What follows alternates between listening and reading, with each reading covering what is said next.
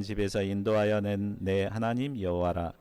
너는 나 외에 다른 신들을 내게 두지 말라. 고마우신 하나님, 죄로 죽을 저희들을 구원하여 주시고 이제 하나님의 거룩한 백성이요 제사장 나라로 삼아 주신 것을 감사합니다. 우리는 법 없이 살던 자들이었는데 이제 하나님의 계명을 배우고 하나님의 계명을 따라 살아가는 자들이 되어야 함을 깨닫습니다. 오늘 말씀 통해서 우리가 반드시 지켜야 할 계명들이 무엇인가 깊이 영접하고 하나님의 거룩한 제사장 나라로 살아갈 수 있도록 인도하여 주시기를 기도합니다. 감사하고 모든 말씀을 주 예수 그리스도의 이름으로 기도하였습니다. 아멘. 나라가 세워지려면 반드시 법이 있어야 합니다. 우리나라는 1945년 8월 15일 해방되었습니다. 그러나 국가 체계가 있지 않았기 때문에 사실상 미국의 다스림을 받아야 했습니다. 그런데 3년이 지난 1948년 5월 31일 재헌 국회가 개원을 하게 되고 이어서 7월 17일 재헌 헌법이 공포됩니다. 그리고 이승만 초대 대통령이 선출되므로 이제 8월 15일 비로소 대한민국의 정부가 수립될 수 있었습니다. 우리는 지난주 말씀을 통해 하나님께서 이스라엘 백성들을 출애굽시키신 목적이 바로 그들을 제사장 나라로 삼고자 하심이었음을 배웠습니다. 나라가 세워지기 위해서는 법이 필요하듯이 하나님께서는 오늘 말씀을 통해 제사장 나라에 필요한 십계명을 주십니다. 이 십계명은 바로 제사장 나라의 헌법과도 같습니다. 구원받은 신자라면 반드시 기본적으로 지켜야 하는 법이 바로 이 십계명입니다. 우리가 이 십계명을 잘 배우고 영접하여서 하나님이 기뻐하시는 제사장 나라 백성으로 살아갈 수 있기를 기도합니다. 파트 1, 십계명을 주신 이유와 목적 1절, 2절 그리고 18절에서 20절입니다. 하나님께서 이스라엘 백성에게 계명을 주시기 전에 먼저 그들이 꼭 기억해야 할 말씀을 주십니다. 우리 1절, 2절을 같이 읽어보겠습니다. 시작.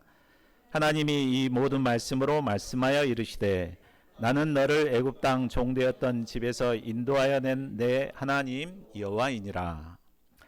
저자는 하나님께서 이스라엘 백성들에게 직접 말씀하셨음을 강조하기 위해서 하나님이 이 모든 말씀으로 말씀하셨다라고 반복해서 말합니다. 그러면 하나님이 이스라엘 백성들에게 강조하여 말씀하신 그 말씀이 무엇입니까? 그것은 그들은 과거 애굽 땅의 종으로 살았던 자들이고 이런 그들을 하나님께서 구원하셨다는 사실입니다. 그들은 과거 애굽에서 노예로 살면서 많은 고생을 했습니다. 바로의 압제에서 고통스럽게 일을 해야 했고 심지어 사내 아이를 낳으면 강물에 던져야 했습니다. 그러나 이런 그들이 하나님의 크신 권능과 은혜로 구원을 받았습니다. 하나님께서는 십계명을 받기 전에 먼저 하나님께서 베푸신 이 구원의 은혜를 기억하라고 말씀하십니다. 특별히 나는 너를 인도하여 낸 여호와 하나님이라. 나는 너를 강조하고 있죠. 이처럼 하나님과의 개인적인 사랑의 관계성을 강조하고 계십니다. 사실 아담의 죄악된 본성을 가진 우리 인간은 하지 마라 하라 이런 계명의 말씀이 몹시 부담스럽습니다. 안 하려고 마음먹고 있었는데도 누가 하지 마 이렇게 말하면 반발심에 더 하고 싶어집니다. 그러나 특별히 나를 아끼고 사랑하는 분, 심지어 절망적인 상황에서 나를 구원해 주신 분이 부탁한다면 어떻겠습니까? 기꺼이 기쁨으로 그분의 말을 지키게 될 것입니다. 이처럼 하나님께서는 여호와 하나님의 사랑과 구원의 은혜를 받은 우리 한 사람 한 사람이 하나님과의 사랑의 관계성 속에서 하나님의 계명을 지키기를 원하십니다. 그래야 할 때 하나님의 계명은 더 이상 부담스러운 계명이 아닙니다. 감사함과 기쁨으로 지킬 수 있는 은혜스러운 계명이 됩니다. 우리 각 사람을 지극히 사랑하사 구원하신 하나님은 우리를 제사장 나라 거룩한 백성으로 삼고자 하십니다. 그래서 십계명을 주셨습니다. 18, 19절은 십계명을 듣고 난 이스라엘 백성들의 반응입니다. 하나님께서는 십계명 말씀을 이스라엘 백성들이 직접 듣도록 말씀하셨습니다. 이스라엘 백성들은 우레와 번개와 나팔소리와 산의 연기 속에서 하나님께서 직접 말씀하시는 그 말씀을 들었습니다. 이때 그들은 죽을 것 같은 두려움에 사로잡혔습니다. 그래서 모세에게 당신이 말해도 잘 들을 테니까 제발 하나님이 직접 말씀하지 말게 해달라고 간청합니다. 이에 모세가 하나님께서 직접 말씀하신 이유를 설명합니다. 20절을 보십시오. 하나님께서 직접 나타나 말씀하신 이유는 하나님께서 직접 말씀하심으로 그들을 시험하고자 하심이었습니다. 만일 모세를 통해서 가르쳐 준다면 그들은 그것이 모세의 가르침이라고만 생각하고 절대성을 갖지 않을 것입니다. 그러나 하나님이 직접 말씀하셨기 때문에 핑계할 수 없습니다. 하나님께서는 백성들에게 직접 말씀하심으로 그들이 지키는지 안 지키는지 시험하고자 하십니다. 또한 이를 통해 그들이 하나님을 경외하여 범죄하지 않기를 원하셨습니다. 과거 사탄의 종으로 살던 우리를 구원하신 하나님은 우리가 하나님이 세우신 법을 따라 살아가기를 원하십니다. 이를 위해 그들이 반드시 지켜야 할 십계명을 직접 말씀하여 주셨습니다.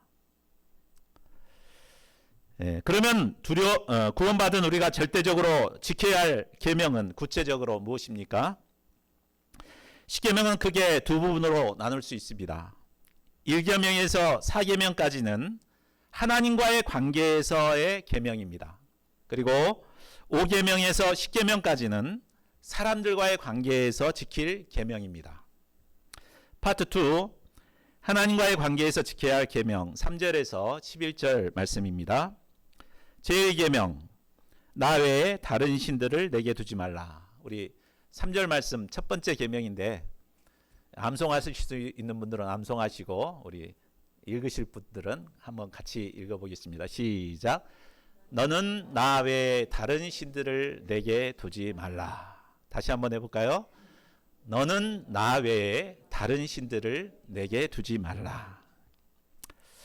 자, 하나님께서는 이미 이스라엘 백성들에게 하나님만이 유일한 신이 되심을 보여주셨습니다. 애굽은 수많은 신들을 섬기는 나라였습니다. 그런데 하나님께서는 10가지 재앙을 통해 그들을 쳐서 애굽 사람들이 섬겼던 신들은 헛된 우상에 불과하다는 것을 보여주셨습니다. 이를 통해 오직 하나님만이 유일한 참 신이 되심을 보여주셨습니다. 그런데도 그들은 하나님 외에 다른 신들을 두고자 하는 유혹을 받게 될 것입니다. 왜 이런 유혹을 받게 될까요? 세상 사람들은 하나님 외에 다른 신을 섬기면서도 잘 먹고 잘 살기 때문입니다. 그죠? 보면은 하나님 안 믿고도 뭐 잘 살죠? 오히려 우상 숭배하는 사람들이 더 잘 사는 것 같습니다. 그렇기 때문에 하나님을 믿는 자들이 유혹을 받기 쉽습니다.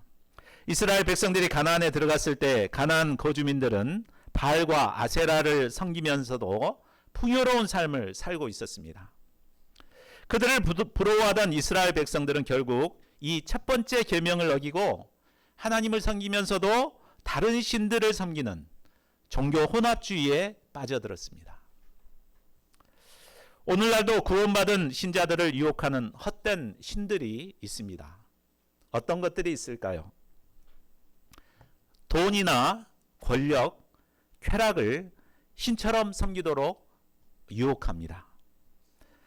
또 재미삼아 타로나 토정비결, 점, 오늘의 운세 같은 것을 재미삼아 섬기다가 보면 어떻게 됩니까?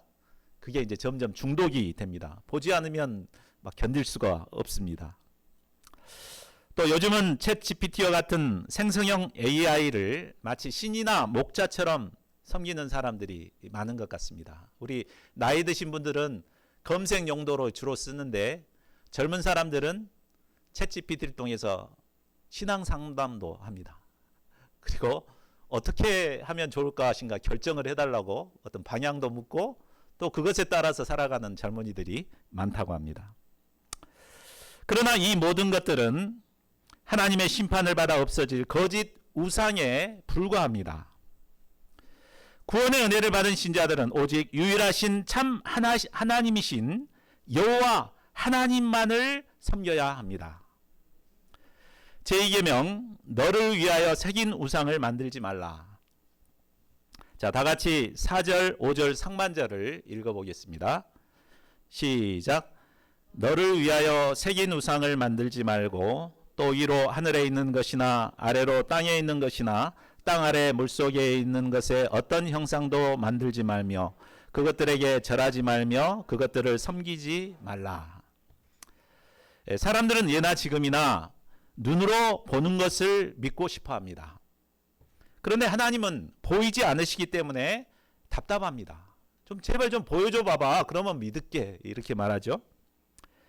그래서 끊임없이 이것은 하나님이시다라고 보여줄 이 형상을 만들고 싶어 합니다. 그런데 하나님께서는 너를 위하여 새긴 우상을 만들지 말라고 하셨습니다. 너를 위하여. 그러니까 결국 우상을 만드는 것이 누구를 위해서요? 바로 자기 자신을 위해서 만들고 싶어 한다는 것을 말해줍니다. 사람들은 자기 욕망을 투영하여 하나님을 이미지화 시키려고 합니다. 어떤 분은 하나님을 알라딘 램프에서 나오는 지니처럼 우리의 소원을 들어주신 분으로 이미지화해서 섬기는 사람들이 있습니다. 그래서 뭐 필요한 것마다 주시옵소서 주시옵소서 하나님께 이렇게 구합니다. 어떤 분은 마음씨 착한 옆집 아저씨와 같은 이미지로 섬기는 분들이 있습니다. 뭐 이 정도 해도 되겠지 하면서 뭐 이렇게 살아갑니다. 오늘날 한국교회의 가장 큰 문제는 하나님을 복 주시는 하나님으로만 만들어 놓고 섬기는 것에 있습니다. 이 때문에 많은 신자들이 하나님을 자기 욕망을 실현하는 도구로 생각하며 섬기고 있습니다. 5절을 보십시오. 하나님께서는 이처럼 하나님을 형상화하여 절을 하거나 섬기는 것을 싫어하십니다. 그것에 질투하십니다. 하나님이 질투하신다는 것을 볼 때 사람이 만든 형상이 아무리 아름답고 화려하다 하더라도 그것은 결코 하나님이 아니라 우상에 불과하다는 것을 알 수 있습니다. 또한 우상을 만들어 섬기는 건 곧 참 하나님을 미워하는 죄를 범하는 것임을 말해줍니다. 그런데 질투하신다는 말은 한편으로는 그만큼 우리를 사랑한다는 것을 의미합니다. 자신의 모든 걸 바쳐 사랑하는 그 사람이 다른 사람을 사랑할 때 우리는 질투하게 됩니다. 하나님께서는 그만큼 우리를 사랑하십니다. 5절 하반절과 6절을 보십시오. 질투하신 만큼 우리를 사랑하시는 하나님은 우리가 우상을 만들어 섬길 때 3, 4대까지 형벌을 내리십니다. 그러나 반면에 하나님을 사랑하고 계명을 지키는 자에게는 그와는 비교할 수 없을 정도로 1000대까지 은혜를 베푸십니다. 제3계명 여호와의 이름을 망령되게 부르지 말라. 자, 다 같이 7절 말씀도 읽어보겠습니다. 시작. 너는 내 하나님 여호와의 이름을 망령되게 부르지 말라. 여호와는 그의 이름을 망령되게 부르는 자를 죄 없다 하지 아니하리라. 우리를 사랑하사 구원하신 여호와 하나님의 이름은 영광스러운 이름입니다. 구원을 얻은 우리는 마땅히 여호와 하나님의 이름을 찬양하고 그 이름의 영광을 돌려야 합니다. 그런데 하나님의 이름을 망령되게 사용하는 사람들이 있습니다. 여러 경우가 있겠지만 대표적인 것이 바로 자기 생각을 하나님의 생각이라고 바꾸어서 주장하는 것이라 할 수 있습니다. 하나님께서는 성경 말씀을 통해 하나님의 뜻을 계시해 놓으셨습니다. 그런데 어떤 사람은 이 하나님의 말씀을 인간적으로 풀고 또 자기 생각을 얹어서 왜곡합니다. 그러면서 이것이 하나님의 뜻이라고 주장합니다. 주로 이단의 교주들이 그렇습니다. 또 어떤 사람은 하나님께서 직접 자신에게 말씀하셨다고 막 자신 있게 이 얘기하는 사람들이 있습니다. 이런 사람들 보면 정말 신령한 사람들처럼 보이죠. 어저께 하나님께서 나에게 음성을 들려주셨다. 뭐 하라고 하셨다. 얼마나 참 신령해 보입니까? 물론 하나님께서는 우리의 생각을 통해서 말씀하십니다. 성령께서는 우리에게 생각나게 해주신다 그랬잖아요. 그런데 우리의 생각에는 성령님께서 생각해 주시는 그 생각만 있는 게 아니죠. 바로 자기 생각이 있습니다. 또 때로는 사탄이 심어주는 생각이 있습니다. 우리는 어떤 생각이 들면 그것이 성령이 주신 생각인지 먼저 검증해야 합니다. 성경 말씀을 통해서 검증을 하고 그리고 하나님께 기도함으로 이게 과연 하나님께서 주신 뜻인가를 살펴야 합니다. 그러나 그런 과정도 없이 자기 생각에 기초해서 함부로 말하다 보면 이것이 바로 하나님의 이름을 망령되게 부를 수 있게 되는 것입니다. 하나님은 그 이름을 함부로 망령되게 부르는 자의 죄를 없다고 하지 않으십니다. 신자들은 말 한마디, 행동 하나하나가 모두 하나님과 연관되어 있습니다. 하나님을 모르는 세상 사람들은 신자들의 말이나 행동을 통해서 하나님을 이해하게 됩니다. 그러므로 우리는 말 한마디, 행동 하나하나를 두렵고 떨림으로 신중하게 하는 자들이 되어야 합니다. 제4계명 안식일을 기억하여 거룩하게 지키라. 하나님께서는 네 번째 계명으로 안식일을 기억하여 거룩하게 지키라고 하십니다. 자, 이 말씀에서 주동사는 지키라가 아니라 기억하라입니다. 즉 안식일이 어떤 날인가를 기억하고 난 뒤에 지키라는 말입니다. 하나님께서 11절을 통해 안식일이 어떤 날인가를 가르쳐 주십니다. 안식일은 창조와 연관되어 있습니다. 하나님은 엿새 동안 하늘과 땅과 바다와 그 가운데 있는 모든 것을 만드셨습니다. 그리고 일곱째 날에 안식하셨습니다. 하나님은 그날을 복되게 하여 그날을 거룩하게 하셨습니다. 거룩하게 하셨다는 건 다른 날과 구별시키셨다는 말입니다. 그러므로 하나님은 구원을 받은 하나님의 백성들이 이제 이 안식일을 기억하면서 거룩하게 지키기를 원하십니다. 자, 그렇다면 안식일을 거룩하게 지키려면 어떻게 해야 될까요? 9절을 보십시오.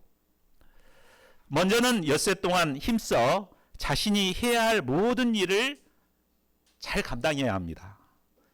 엿새 동안 다 해놔야지 일곱째 날 나와서 차분하게 예배를 드릴 수가 있죠. 그렇지 않으면은 예배를 빼먹기도 하고 이렇게 할 수 있습니다.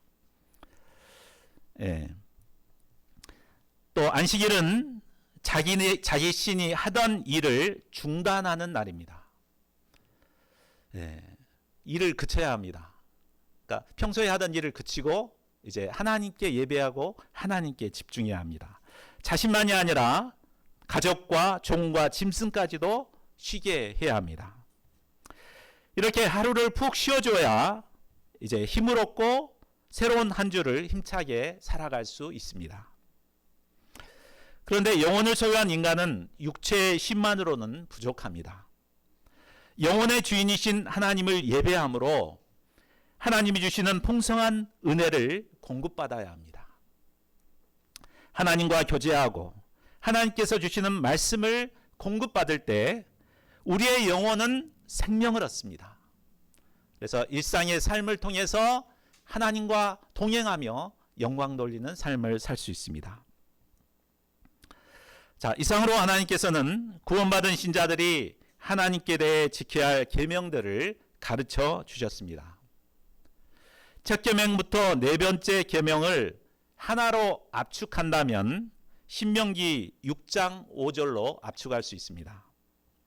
우리 한번 같이 읽어볼까요? 시작. 너는 마음을 다하고 뜻을 다하고 힘을 다하여 내 하나님 여호와를 사랑하라. 예. 하나님께서는 우리를 사랑하사 어린 양의 피로 구원하여 주셨습니다. 우리를 구원하신 하나님은 유일하신 하나님이십니다. 우리가 우리를 사랑하신 이 하나님을 마음을 다하고 뜻을 다하고 힘을 다해 사랑해야겠습니다. 그래야 할 때 하나님께서 주신 이 네 가지 계명을 잘 지킬 수 있습니다. 파트 3, 사람과의 관계에서 지켜야 할 계명 12절에서 17절 말씀입니다. 자, 제5계명 내 부모를 공경하라.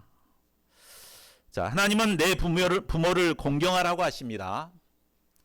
여기서 공경하라는 말은 히브리어로 카베드인데 이는 무겁게 여기다, 중요하게 여기다, 영광스럽게 여기다라는 뜻입니다.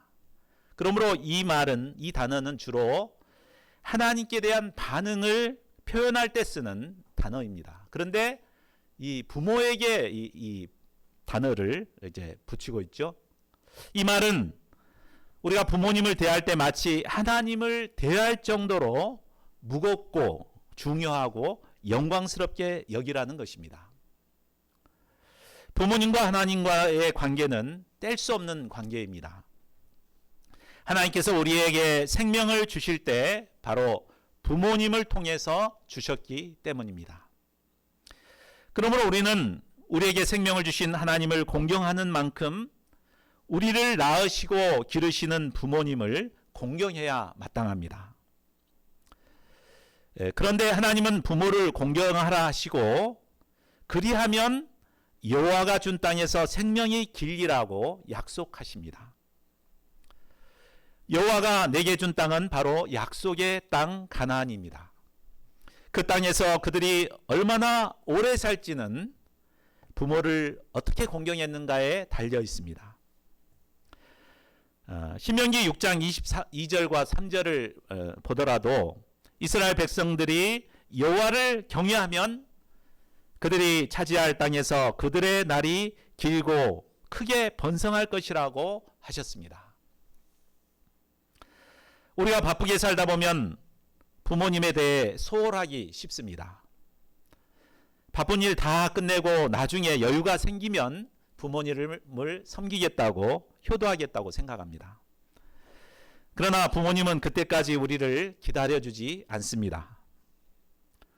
저도 부모님이 돌아가신 후에 몇 년 동안 맛있는 음식만 먹어도 부모님 생각나서 생전에 이 모시고 와서 같이 먹을 걸 하면서 눈물을 흘렸습니다. 그러므로 여러분은 후회하지 마시고 기회가 있을 때 부모를 공경하시기 바랍니다. 부모님을 공경함으로 장수의 복을 누리고 번성의 은혜를 누리는 자들이 되기를 기도합니다. 제6계명 살인하지 말라. 인간은 하나님의 형상이 새겨진 고귀한 존재입니다. 아무리 악한 놀부심보를 가진 사람이라도 그 안에는 거룩한 하나님의 형상이 새겨져 있습니다. 그러므로 고귀한 생명을 살해한다는 것은 바로 하나님의 절대 주권에 대한 도전이며 창조 질서를 거스리는 반역 행위입니다. 창세기 9장 6절은 말씀합니다. 다른 사람의 피를 흘리면 그 사람의 피도 흘릴 것이니 이는 하나님이 자기 형상대로 사람을 지으셨습니다. 하나님께서는 살인죄를 용납할 수 없는 중대한 죄로 여기십니다. 그리고 반드시 그 죄에 대한 책임을 물으십니다.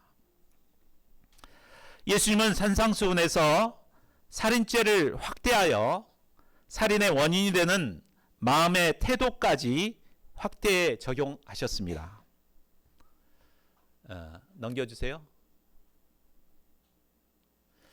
형제에게 화를 내거나 형제에게 나가라, 바보다 이렇게 놀리거나 미련한 놈 이렇게 무시하는 자는 무서운 지옥 불심판을 받게 된다고 하셨습니다.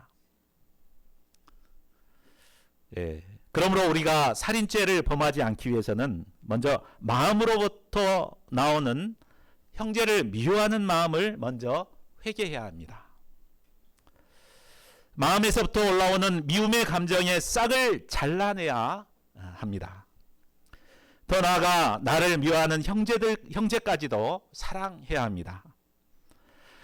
이는 인간적인 노력으로 할 수 없습니다. 오직 원수까지 사랑하신 그 예수님의 십자가의 은혜를 우리가 덧입을 때만이 사랑할 수 있습니다. 제7계명 간음하지 말라. 출애굽 당시에는 힘의 원리가 지배하는 시대였습니다. 여성의 성적 유리는 힘이 가진 자들이 마땅히 누릴 수 있는 권리로 여겨졌습니다. 그러나 간음은 하나님께서 맺어주신 가정을 파괴하는 심각한 죄악입니다.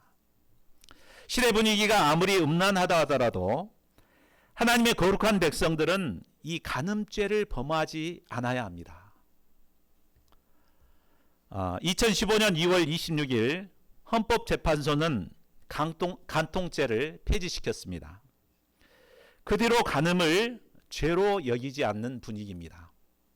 TV 드라마에서조차 간음을 아름다운 사랑으로 포장하여 보여주고 있습니다. 이런 음란한 시대를 살아가고 있지만 하나님의 백성들은 이런 시대의 분위기에 물들지 않아야 합니다. 간음죄를 죄로 여기고 물리쳐야 합니다. 창세기에 나온 요셉처럼 보디발 여사가 아무리 유혹을 하더라도 철저히 끊고 물리쳐야 합니다. 예수님은 산상수훈에서 음욕을 품고 여자를 보는 자마다 마음에 이미 간음하였다고 하셨습니다. 우리의 마음은 생각과 욕망의 출발점입니다. 잠언은 모든 지킬 만한 것 중에 더욱 내 마음을 지키라. 생명의 근원이 이에서 남이니라고 했습니다. 자, 우리의 마음은 무엇을 보고 무엇을 듣고 무엇을 생각하는가에 따라 시시각각 변하게 됩니다. 음란한 영상물을 보거나 음란한 생각을 하게 되면 음란한 마음 때문에 자매님을 똑바로 쳐다볼 수가 없습니다. 그러나 성경 말씀을 묵상하고 그렇게 읽고 묵상하는 자는 음욕을 물리치고 거룩한 하나님의 백성으로 살 수 있습니다. 그래서 시편 저자는 말씀합니다. 우리 같이 읽어볼까요? 시작.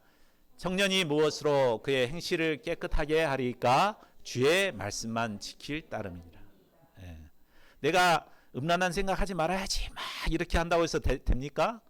우리가 성경 말씀을 사모하고 묵상하면 이 음란한 생각들은 자연히 물러가게 됩니다. 제8계명 도둑질하지 말라. 자, 옛날에는 자물쇠를 잠그고 다니는 시대가 아니었기 때문에 도난 사건이 빈번했습니다.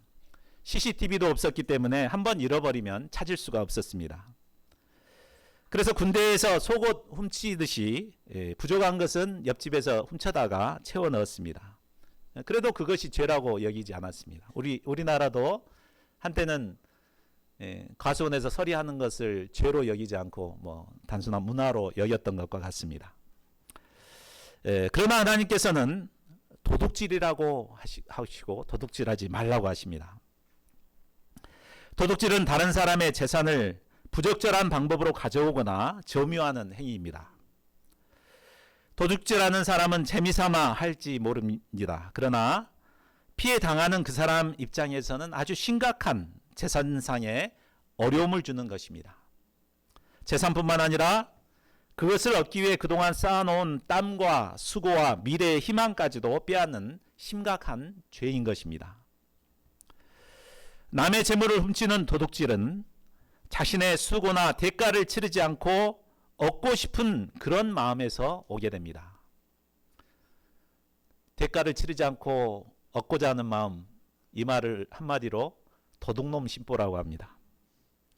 고생하지 않으면서도 한방 떠트리고 일확천금을 얻으려는 마음이 바로 도둑놈 심보입니다. 이런 자들은 부동산 투기를 하고 사기를 치기 때문에 선량하게 살아가는 사람들이 피해를 보고 있습니다. 그러나 그럴지라도 하나님께서는 우리가 땀 흘려 일하고 일한 만큼 정당한 대가를 얻는 자들이 되기를 원하십니다. 참된 신자는 노동의 가치를 존중하고 공정한 대가를 감사함으로 받는 삶을 살아야 합니다. 더 나아가 신성한 노동을 통해 얻는 대가로 봉사하며 선한 일을 해야 합니다. 에베소서 4장 28절은 말씀합니다. 도둑질하는 자는 다시 도둑질하지 말고 돌이켜 가난한 자에게 구제할 수 있도록 자기 손으로 수고하여 선한 일을 하라. 제9계명 내 이웃에 대하여 거짓 증거하지 말라. 거짓 증거는 이웃에 대한 나쁜 소문을 퍼뜨리거나 재판에서 거짓말하는 것을 말합니다. 또는 진실을 알고도 침묵하는 경우가 다 포함됩니다. 오늘날은 인터넷 악성 댓글이나 거짓 뉴스를 퍼뜨리는 것이 바로 거짓 증거라고 할 수 있습니다. 이런 거짓 증거는 형제 사이를 이간질하고 공동체를 파괴시킵니다. 의로우신 하나님은 거짓말을 싫어하십니다. 사도행전을 보면 아나니아와 삽비라가 자기 재산을 팔아서 일부를 감추고 사람들에게는 모두 팔아서 헌금했다고 거짓말을 했습니다. 그러나 결국 어떻게 됩니까? 하루아침에 둘 다 죽었습니다. 물론 하나님께서 거짓말 한 번 했다고 우리를 죽이지는 않으십니다. 그러나 그럴 정도로 우리가 정직하고 진실하기를 원하십니다. 제10계명 내 이웃의 집을 탐내지 말라. 마지막 계명은 사람의 마음의 상태, 곧 탐심을 다루고 있습니다. 모든 법은 그 사람의 생각이나 마음의 상태를 죄로 다루지 않습니다. 그러나 하나님은 탐심을 죄로 다루십니다. 왜 그렇습니까? 탐심에서 모든 죄가 시작되기 때문입니다. 탐내지 말라는 말은 죄의 뿌리를 제거하라는 말씀입니다. 모든 죄의 뿌리는 탐심에서 시작되기 때문입니다. 탐심은 히브리어로 하마드인데 그 뜻은 강하게 갈망하다, 탐내다, 욕심내다 이런 뜻입니다. 창세기 3장을 보면 뱀의 유혹에 넘어간 하와가 선악과를 보았을 때 보암직도 하고 먹음직도 하고 지혜롭게 할 만큼 탐스럽게 보였습니다. 이런 탐심이 들어오니까 그만 선악과를 따먹고 말았습니다.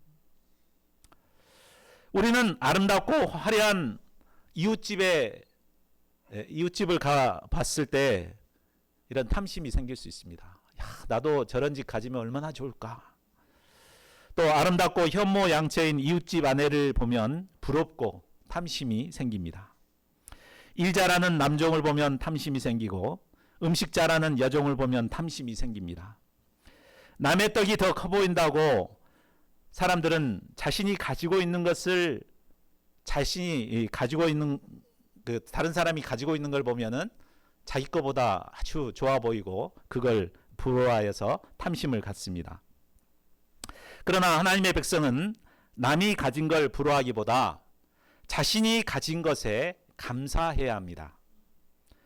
비록 작은 평수의 집일지라도 평안히 잘 수 있는 집이 있음에 감사해야 합니다. 많은 월급은 아니더라도 일할 수 있는 직장이 있음에 감사해야 합니다. 하나님께서 주신 모든 것에 감사해야 합니다. 그래야 할 때 탐심에서 벗어나 자신의 삶에 만족하며 기쁨의 삶을 살 수 있습니다. 이상으로 하나님은 사람과의 관계에서 지켜야 할 계명을 제5계명에서 10계명까지 가르쳐 주셨습니다. 자, 사도 바울은 로마서 13장 9절에서 사람과의 관계에 대한 이 모든 계명이 바로 내 이웃을 내 자신과 같이 하라는 이 말씀 가운데 다 들어있다고 했습니다. 우리의 이웃을 자기 자신처럼 사랑하면 탐심을 비롯한 모든 죄로부터 벗어나 자유함을 얻고 또 사랑의 공동체를 이루어갈 수 있습니다. 이웃을 내 몸처럼 사랑함으로 사랑의 공동체를 이루어가는 저희 모임이 될 수 있기를 기도합니다. 자, 말씀을 맺겠습니다. 이상을 통해 하나님께서는 제사장 나라의 헌법과 같은 십계명 말씀을 직접 말씀에서 우리에게 주셨습니다. 하나님은 사탄의 종되었던 우리를 구원하사 제사장 나라 거룩한 백성으로 삼으셨습니다. 이 하나님의 사랑을 깊이 영접하고 우리가 마음과 뜻과 힘을 다해 하나님을 사랑할 수 있기를 바랍니다. 또한 하나님의 사랑에 기초하여서 이웃을 내 몸과 같이 사랑함으로 이 십계명을 지켜나가는 제사장 나라 거룩한 백성들이 될 수 있기를 간절히 기도합니다. 우리 요절 말씀 2절 3절을 읽고 함께 기도하는 시간 갖겠습니다. 시작. 나는 너를 애굽 땅 종되었던 집에서 인도하여 낸 내 하나님 여호와니라. 너는 나 외에 다른 신을 내게 두지 말라.